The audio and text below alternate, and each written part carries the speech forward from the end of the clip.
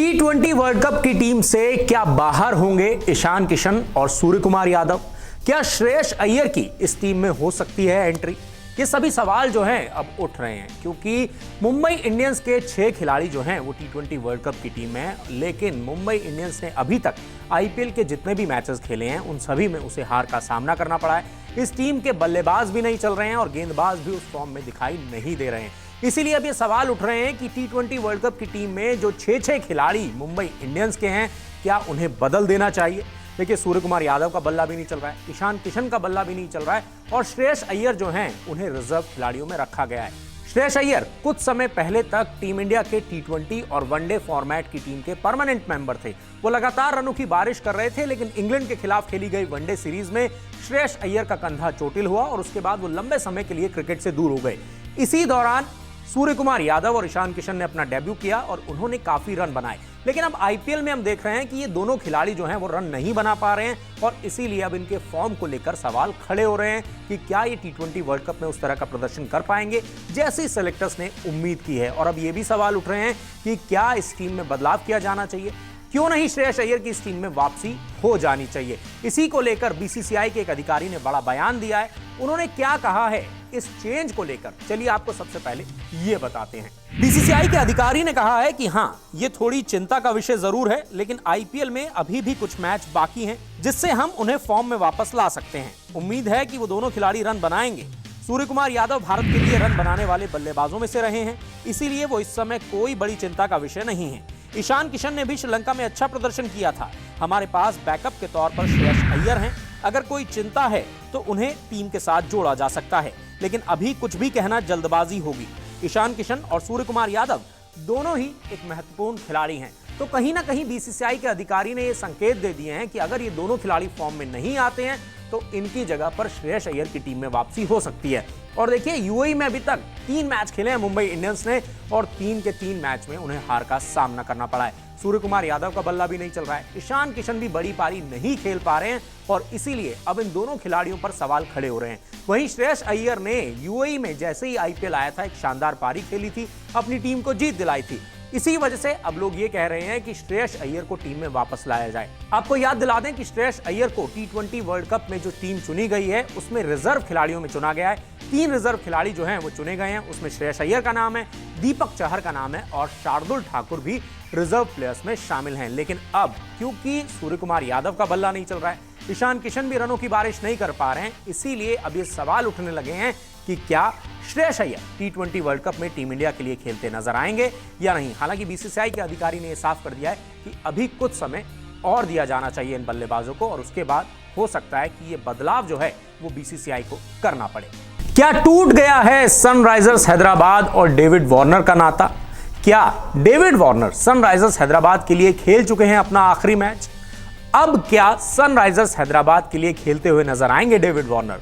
ये वो सवाल हैं जो डेविड वार्नर के फैंस भी जानना चाहते हैं, जिनका जवाब और इसके साथ ही साथ सनराइजर्स हैदराबाद के फैन भी इन सभी सवालों का जवाब जानना चाहते हैं, क्योंकि जिस तरीके से डेविड वार्नर को आखिरी मैच जो सनराइजर्स हैदराबाद ने खेला है उसमें नहीं खिलाया गया और इसी सीजन में उन्हें बीच में ही आप ये कह सकते हैं कि कप्तानी से भी हटा दिया गया था, केन विलियमसन को कप्तान बनाया गया था।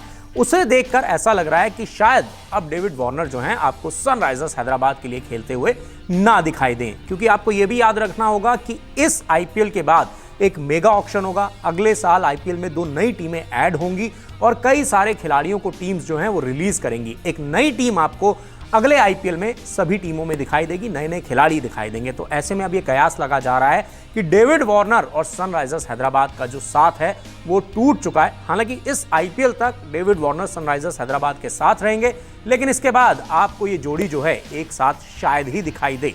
और अब ट्रेवर बेलिस जो कि सनराइजर्स हैदराबाद के हेड कोच हैं, उन्होंने भी ये साफ कर दिया है कि क्योंकि टीम जो है वो शायद प्लेऑफ में क्वालिफाई नहीं कर पाएगी और नहीं ही कर पाएगी, क्योंकि जिस तरह के हालात हैं इस टीम के, आईपीएल में 10 मैच खेल चुकी है और सिर्फ 2 मुकाबले जो हैं इस टीम ने जीते हैं, तो इनका प्लेऑफ में पहुंचना तो नामुमकिन है। ऐसे में टीम मैनेजमेंट ने ये डिसाइड किया है कि अब युवा खिलाड़ियों को मौका दिया जाएगा। लेकिन जब ट्रेवर बेलिस से यह पूछा गया कि डेविड वार्नर जो हैं उन्हें बाहर क्यों रखा गया है, वो मैदान पर क्यों नहीं आए हैं, तो ट्रेवर बेलिस ने जो कहा वो आपको बताते हैं। ट्रेवर बेलिस ने कहा कि हमें 1-2 दिन बैठना होगा और 18 सदस्यों की टीम को चुनना होगा।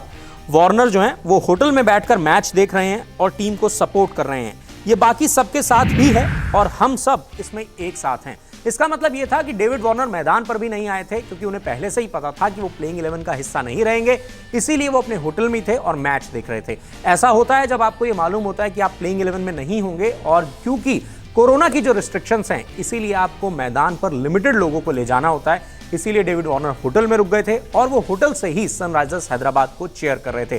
तो ये बता दिया ट्रेवर बेलिस ने कि डेविड वार्नर को ये पहले ही बता दिया गया था कि आप प्लेइंग 11 का हिस्सा नहीं होंगे, इसीलिए वो होटल में रुके थे और ऐसा कई बार बड़े खिलाड़ियों के साथ होता है। चलिए अब आपको ये बताते हैं कि क्या वार्नर जो है आगे सनराइजर्स हैदराबाद के लिए खेलते हुए दिखाई देंगे या नहीं। जब ये सवाल इस टीम के कोच से पूछा गया तो उन्होंने इसका क्या जवाब दिया। ट्रेवर बेलिस ने कहा, अब हम फाइनल में जगह नहीं बना पाएंगे तो हमने फैसला लिया है कि हम ज्यादा से ज्यादा युवा क्रिकेटर्स को मैदान पर उतारेंगे और डेविड वार्नर इकलौते ऐसे अनुभवी खिलाड़ी नहीं हैं जिन्हें होटल में छोड़ा गया है।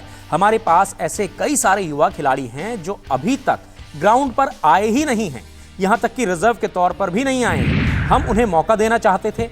ऐसा आगे आने वाले मैचों में भी आपको देखने को मिल सकता है। तो इसका मतलब साफ है कि ट्रेवर बेलिस ने यह साफ कर दिया है कि सनराइजर्स हैदराबाद जो है अब वो एक्सपेरिमेंट मोड पर आ गई है। वो युवा खिलाड़ियों को मौका देना चाहती है। जैसा हमने देखा पिछले मैच में कई सारे बदलाव किए इस टीम ने, अभिषेक शर्मा को मौका दिया, इसके साथ ही साथ प्रियम गर्ग भी आपको प्लेइंग 11 में दिखाई दिए। तो अब ये साफ हो गया है कि सनराइजर्स हैदराबाद का टीम मैनेजमेंट युवा खिलाड़ियों पर दांव लगाएगा और अब कई सारे बड़े खिलाड़ी जो हैं वो आपको टीम से बाहर होते हुए दिखाई देंगे। जैसा कि हुआ भी, केदार जाधव भी बाहर गए थे, मनीष पांडे भी बाहर गए थे और जेसन रॉय जो कि डेविड वार्नर की जगह आए थे, उन्होंने शानदार पारी भी खेली, उन्होंने 60 रन भी बनाए और टीम को जीत भी मिली। तो ऐसे में अब ये बदलाव जो हैं वो आपको लगातार सनराइजर्स हैदराबाद में देखने को मिलेंगे। लेकिन हाँ, एक बात तो साफ है, इससे आप ये कह सकते हैं कि अब सनराइजर्स हैदराबाद में डेविड वार्नर आपको शायद ही खेलते हुए दिखाई दें, क्योंकि जेसन रॉय ने जब मौका मिला उनको तो उस मौके पर चौका लगाया, 60 रनों की पारी खेली और ऊपर से सोने पर सुहागा ये हो गया कि उनकी पारी की बदौलत टीम को जीत भी मिल गई। तो ऐसे में अब मुश्किल लग रहा है कि सनराइजर्स हैदराबाद के लिए डेविड वार्नर आपको खेलते हुए दिखाई दें। कप्तान कोहली को लेनी पड़ रही है कप्तानी में सलाह। अब आप कहेंगे कि ये क्या हो रहा है। दरअसल विराट कोहली जो हैं आरसीबी की कप्तानी कर रहे हैं और उन्होंने ये ऐलान भी कर दिया है कि ये लास्ट सीजन है उनका आरसीबी के लिए बतौर कप्तान। हालांकि उन्होंने ये भी साफ किया है कि वो भले ही आरसीबी की कप्तानी छोड़ देंगे इस आईपीएल सीजन के बाद, लेकिन वो आरसीबी के लिए लगातार खेलते रहेंगे। लेकिन अब उन्हें कप्तानी में सीनियर खिलाड़ियों की मदद लेनी पड़ रही है। आप ये भी कह सकते हैं कि जिस तरीके से विराट कोहली अब ये देख रहे हैं कि इस सीजन के बाद वो इस टीम की कप्तानी नहीं करेंगे, तो वो सभी खिलाड़ियों को एक साथ लेकर भी चल रहे हैं और उनसे विचार विमर्श भी कर रहे हैं। और इस बात का खुलासा खुद विराट कोहली ने किया है। पिछले मुकाबले में रॉयल चैलेंजर्स बेंगलोर की टीम ने मुंबई इंडियंस को 54 रनों से हराया और इस मैच में हैट्रिक लेकर मैच का रुख पलट दिया था हर्षल पटेल ने। आखिर ये सब हुआ कैसे था? कैसे हर्षल पटेल को गेंदबाजी पर लाया गया? कैसे उससे पहले कायरन पोलार्ड और हार्दिक पांड्या पर दबाव बनाया गया? ये सब बताया विराट कोहली ने। विराट कोहली ने बताया कि जब हम मैदान पर थे तो मैंने एबी डिविलियर्स और ग्लेन मैक्सवेल को बुलाया और उनसे सलाह मशवरा किया, उन दोनों से सलाह ली और उन दोनों ने मुझे एक ही चीज कही कि जब आप 15 ओवर के बाद 16वां ओवर डलवाएंगे तो वो 16वां ओवर आप डलवाइए डैनियल क्रिश्चियन से। और उसके बाद जो हुआ वो आपको बताते हैं और विराट कोहली ने क्या कहा है इस सुझाव को लेकर, इस सलाह को लेकर, वो भी आपको बताते हैं। विराट कोहली ने कहा, जब हम 15 ओवर के बाद गेम को चेंज करने के लिए सोच रहे थे तो मैंने पहले मैक्सवेल और एबी डिविलियर्स से बातचीत की थी। उन्होंने मुझे सुझाव दिया था कि आप डैनियल क्रिश्चियन को गेंद सौंपिए क्योंकि वो अनुभवी खिलाड़ी हैं और धीमी बाउंसर्स भी फेंकते हैं, ऐसे में उन्हें विकेट मिल सकता है। उन्होंने कहा कि युजवेंद्र चहल अच्छी गेंदबाजी कर रहे हैं, उन्होंने 2 विकेट भी लिए हैं, लेकिन हार्दिक पांड्या और कायरन पोलार्ड के सामने उनसे गेंदबाजी करवाना ठीक नहीं होगा। पोलार्ड और हार्दिक पांड्या को रोकना आसान नहीं होगा, इसीलिए मैंने डैनियल क्रिश्चियन को गेंद थमाई, उन्होंने रन की रफ्तार को रोक दिया। उसके बाद अगला ओवर हर्षल पटेल को सौंपा और हर्षल पटेल ने हैट्रिक लेकर मैच को हमारे पक्ष में कर दिया। तो अब तो आपको समझ में आ गया होगा कि विराट कोहली ने जैसे ही एबी डिविलियर्स और ग्लेन मैक्सवेल की सलाह ली, ये सलाह टीम के काम आई। और अगला ओवर जब डैनियल क्रिश्चियन ने फेंका तो उन्होंने ज्यादा रन नहीं दिए, इससे मुंबई इंडियंस पर दबाव बढ़ता चला गया और जब हर्षल पटेल गेंदबाजी करने आए तो उन्होंने तो पूरा मैच का रुख ही पलट कर रख दिया। हर्षल पटेल ने सबसे पहले हार्दिक पांड्या को आउट किया, फिर अगली गेंद पर उन्होंने कायरन पोलार्ड को आउट कर दिया और उसके बाद उन्होंने राहुल चहर को आउट करके मैच जो है वो आरसीबी की झोली में डाल दिया। और आरसीबी ने बड़ी जीत दर्ज की मुंबई इंडियंस पर 54 रनों की बड़ी जीत। और इस जीत के बाद जो है आरसीबी टेबल में नंबर 3 पर पहुंच गई और मुंबई इंडियंस इस हार के बाद 7वें नंबर पर पहुंच गई पॉइंट्स टेबल में। तो ऐसे में आप ये कह सकते हैं कि एबी डिविलियर्स और ग्लेन मैक्सवेल की सलाह जो है वो विराट कोहली और आरसीबी की टीम के काम आई और इस सलाह ने ही आरसीबी को जीत दिलाई। अगर आपको हमारा ये वीडियो पसंद आया है तो इसे लाइक और शेयर जरूर कीजिए और हां, हमारे चैनल को सब्सक्राइब और फॉलो करना मत भूलिएगा ताकि आप क्रिकेट की कोई भी खबर मिस ना करें। चाहे स्पोर्ट्स की ब्रेकिंग न्यूज हो या क्रिकेट का कोई अपडेट, प्लेयर्स की मस्ती हो या हो मैदान का लाइव एक्शन, हर वीडियो मिलेगा न्यूज 24 स्पोर्ट्स पर।